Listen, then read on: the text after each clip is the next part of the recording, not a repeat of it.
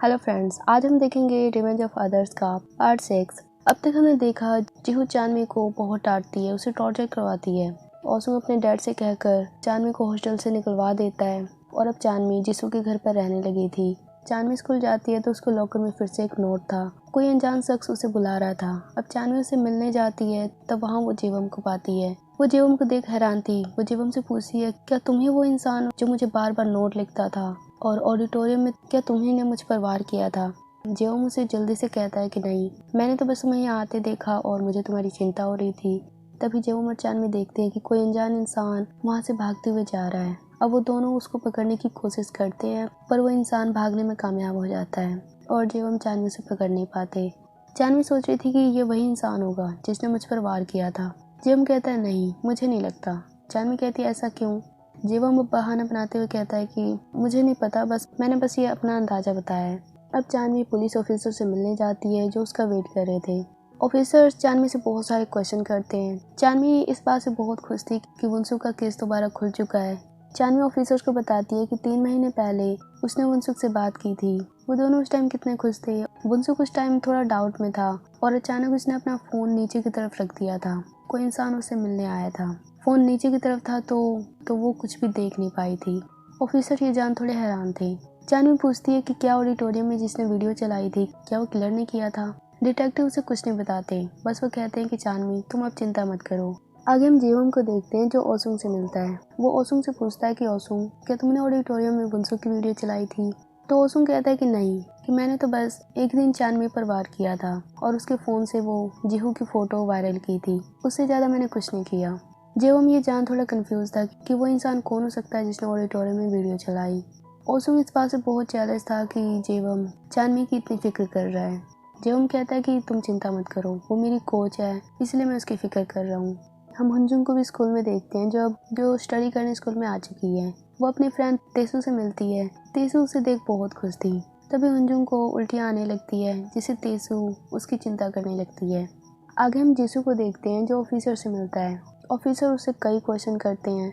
जब वुनसुक जिंदा था तब जीसू के साथ उसकी एक बार फाइटिंग भी हुई थी जिससे ऑफिसर को शक हो रहा था कि कहीं जीसू ने ही वुनसुक को मारा हो। पर जीसू कहता है कि नहीं, वुनसुक ने एक बार मुझे चैलेंज किया था इसलिए हम दोनों के बीच फाइटिंग हुई थी।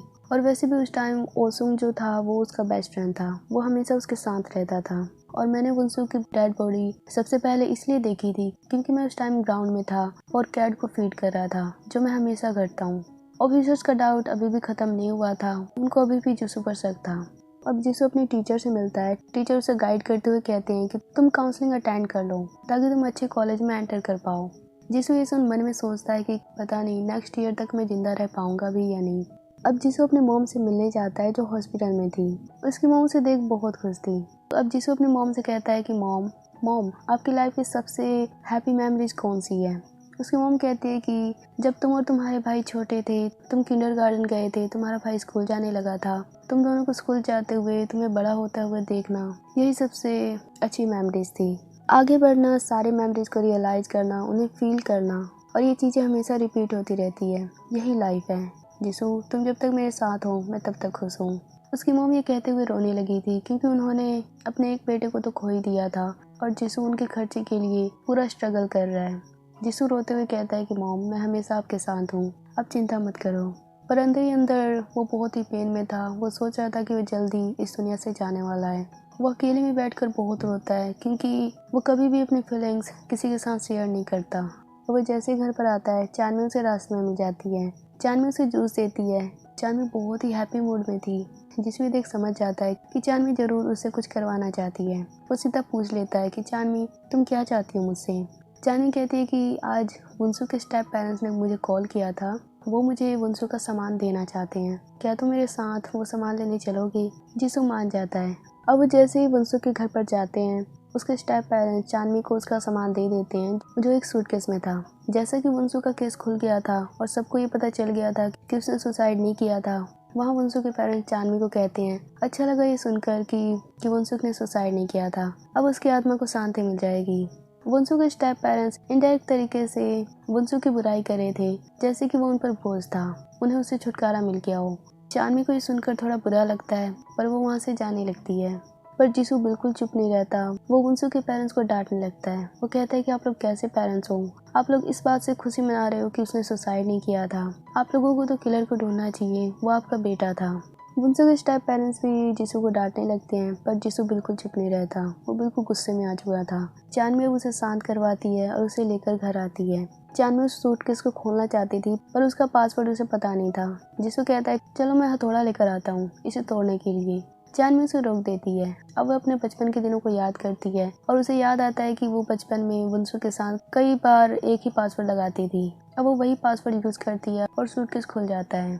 उस सूटकेस में बहुत सारी चीजें थी, वुनसू और चानमी की फोटोज। चानमी ने कई बार वुनसू को गिफ्ट भेजे थे, वो सारे गिफ्ट थे और साथ में वाइन भी थी। चानमी देख हैरान थी कि उसका भाई ड्रिंक भी करता था। जिसको कहता है तुम्हारा भाई बहुत ही स्ट्रेस में रहता था, शायद इसीलिए वो ड्रिंक करता था। चानमी कहती है नहीं, वो सबको बुली करता था। जिसको कहता है नहीं, तुम्हारा भाई बहुत ही लॉयल था, वो हर बार सबको बुली नहीं करता था, वो लोगों को बचाता भी था। जिसू और चानमी ने अपनी लाइफ में कभी ड्रिंक नहीं किया था।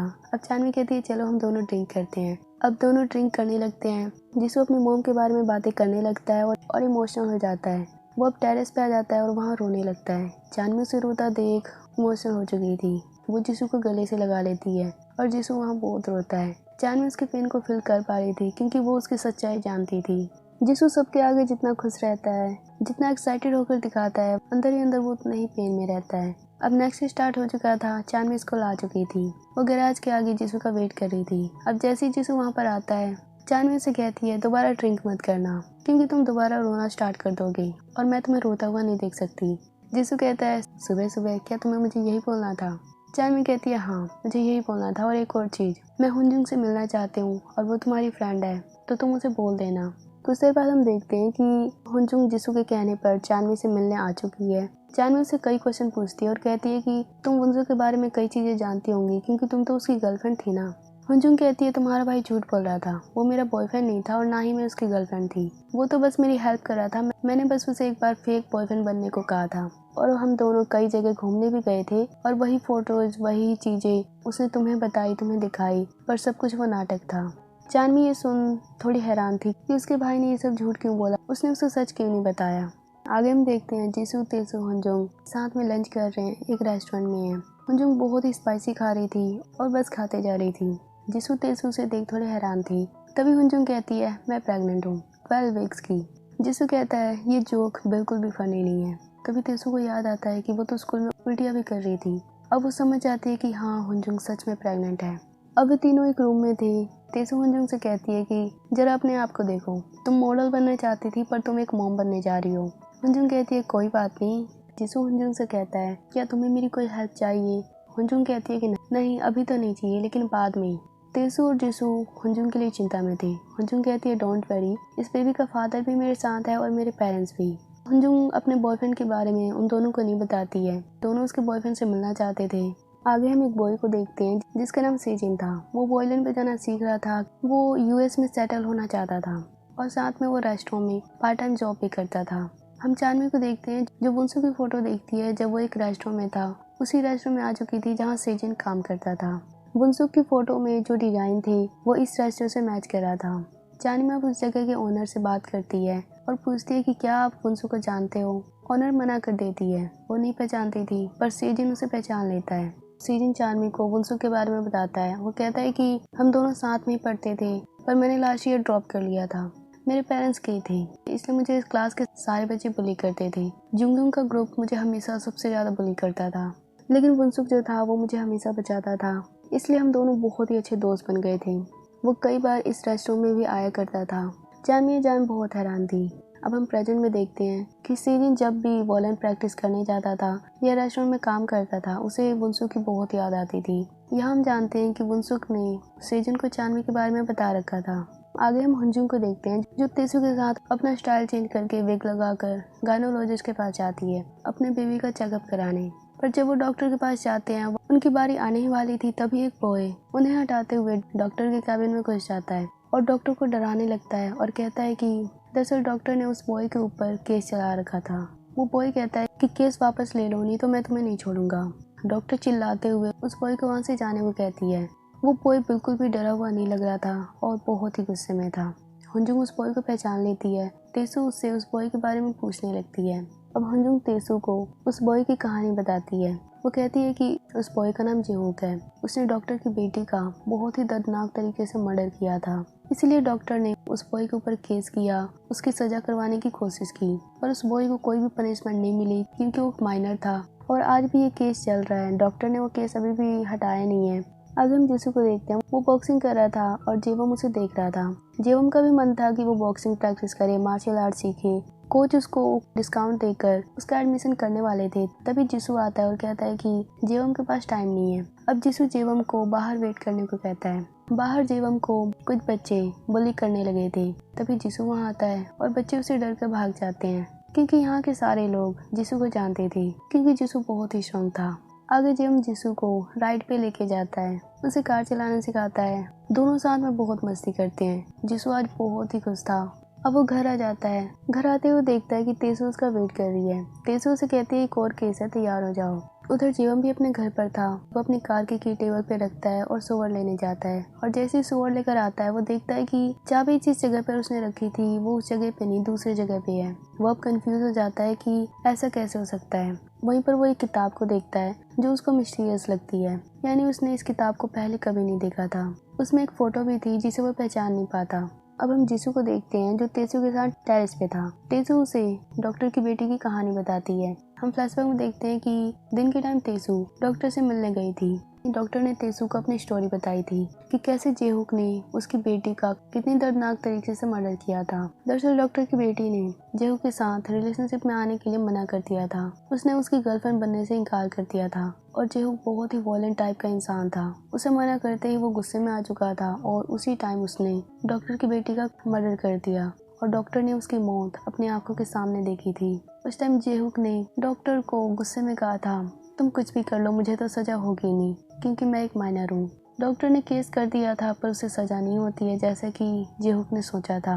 और जेहूक आज भी डॉक्टर को चैन से जीने नहीं देता। वो आज भी उन्हें डराता है। अब जिसू इस केस को हैंडल करने के लिए, इस डील को हैंडल करने के लिए मान जाता है। तेसू कहती है नाम एड्रेस मैं तुम्हें भेज दूंगी, लेकिन एक चीज का ध्यान रखना, जुंगिन का तुमने बहुत ही बुरा हाल किया था, लेकिन जेहूक को तुम्हें सिर्फ डराना है ताकि वो डॉक्टर को परेशान ना करे, वो गिल्टी फील करे। जिसू भी जानता था कि उसने जुंगिन को बहुत ही ज्यादा टॉर्चर किया था, पर वो अपनी बीमारी कैसे बताए कि वो अपने आप को कंट्रोल कई बार नहीं कर पाता है। नेक्स्ट टाइम देखते हैं ओसुंग और जेवम साथ में कॉफी पी रहे थे। तभी वहाँ जिसू आता है। जिसू के आते ही जीवम बहुत ही एक्साइटेड हो जाता है। वो उसके साथ बातें करने लगता है और उसे एक मैच की टिकट देता है। वो कहता है कि शाम को हम दोनों इसे देखने चलेंगे। जीवम लगभग ओसुंग को भूल ही चुका था। ओसुंग दूर से ये सब देख रहा था। वो बहुत ही गुस्से में था। अब सब क्लास में आ चुके थे। जीवम ओसुंग को अपनी वो फोटो दिखाता है जो रात को उसने टेबल पे देखी थी। वो फोटो देख ओसुंग घबरा जाता है। अब हम जीहू को देखते हैं जिसने डॉक्टर की बेटी का मर्डर किया था। वो एक रेस्टोरेंट में काम कर रहा था और साथ में गैराज में भी। देखते हैं तेसू उस पर नजर रख रही थी। वो रेस्टोरेंट में बैठी हुई थी और वो रेस्टोरेंट के ओनर से बातों ही बातों में जीहू की कई इन्फॉर्मेशन ले लेती है। आगे तेसू जिसू से मिलने जाती है। उसे बताती है कि आज हमारा लास्ट टाइम है जीहू को टॉर्चर करने का, क्योंकि कल से वो हॉस्टल ज्वाइन करने वाला है। उसके बाद ये बहुत ही मुश्किल होगा। जिसू मना करने लगता है क्योंकि आज वो जीवम के साथ मैच देखने जाने वाला था, पर तेसू उसे मना लेती है। तेसू जिसू से उसका फ़ोन ले लेती है ताकि कोई भी उसका लोकेशन या उसकी कोई भी चीज़ पे शक ना करे। अब जिसू अपने लॉकर से वो सामान निकालने लगता है जिससे वो पुलिस को टॉर्चर करता है। उधर जेवम जिसू का वेट कर रहा था। वो उसे कॉल भी करता है पर उसका कोई रिप्लाई नहीं आता। उधर जिसू जेहू के गैराज में पहुंच चुका था, पर गलती से उसका पैर किसी सामान पे पड़ जाता है और थोड़ी सी आवाज़ हो जाती है जिससे जेहू थोड़ा अलर्ट हो जाता है। पर अगले ही पल हम देखते हैं कि जिसू ने जेहू को पकड़ लिया है, उसे चेयर के साथ बांध दिया है। उसके शरीर पर चारों तरफ टेप ही टेप लगा रखे हैं जैसा कि उसने जुंगिंग का हाल किया था। अब जिसू जेहू को बहुत डराता है, उसे टॉर्चर करता है और कहता है कि कल डॉक्टर के पास जाकर उनसे माफ़ी मांगना, और अगर तुमने ये नहीं किया तो जैसे तुम कार को मॉडिफाई करते हो वैसे ही मैं भी तुम्हारी बॉडी को मॉडिफाई कर दूंगा, बिल्कुल ही अच्छी तरीके से। वो जेहू को बिल्कुल डरा चुका था। अब जिसू वहाँ से चला जाता है और जेहू हेल्प के लिए चिल्ला रहा था क्योंकि वो अभी भी चेयर से बंधा हुआ था। अब जिसू रास्ते में था।